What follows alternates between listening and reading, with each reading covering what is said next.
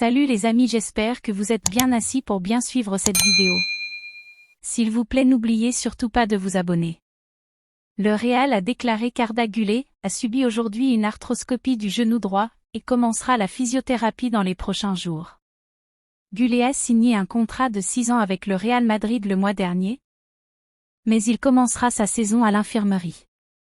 Aucun délai n'a été communiqué pour les débuts du jeune joueur de 18 ans, mais les rapports estiment que cela pourrait prendre jusqu'à 2 mois.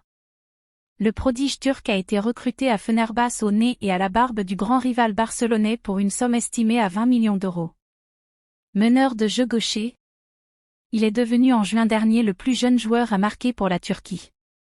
Au Pirée, les Citizens ont amassé un nouveau trophée dans le prolongement du triplé de la fin de saison dernière, championnat, Coupe d'Angleterre et Ligue des Champions, avec l'aide de Nemanja Gudelj, tireur malheureux côté espagnol. Les partenaires de Kyle Walker, capitaine en l'absence de Kevin De Bruyne, genou, ont souffert face aux pics offensifs de Séville, l'expert de Ligue Europa qui adore déjouer les pronostics. Mais l'international espoir anglais Cole Palmer, du haut de ses 21 ans, a sorti le grand jeu pour remettre son équipe dans la partie, de la tête à l'heure de jeu, 63e. Répondant à un autre coup de casque de l'attaquant marocain Youssef En-Nesyri, 25e. La performance majuscule du gaucher né à Manchester donnera le sourire à Guardiola qui, avec le départ de Riyad Mahrez en Arabie Saoudite, a trouvé une doublure de taille sur l'aile droite pour Bernardo Silva, malade et absent mercredi.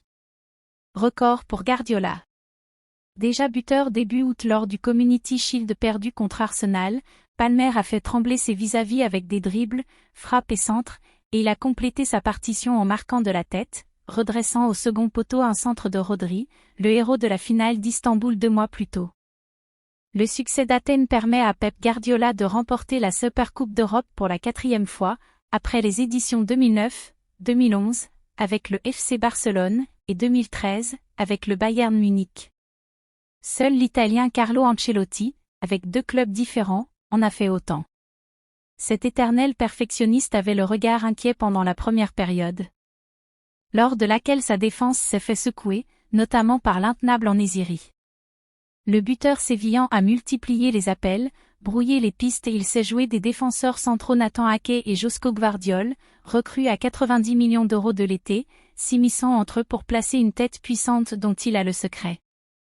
Les deux compères de l'arrière-garde n'avaient encore jamais évolué ensemble en match officiel et cela s'est vu. Manchester City n'a pas beaucoup de temps pour apprendre car dès samedi, il faudra défier l'ambitieux Newcastle, auteur d'un départ canon, 5-1 contre Aston Villa, en championnat. On arrive à la fin de la vidéo, n'oubliez pas de vous abonner et activer la cloche de notification pour ne plus rater aucune de nos vidéos.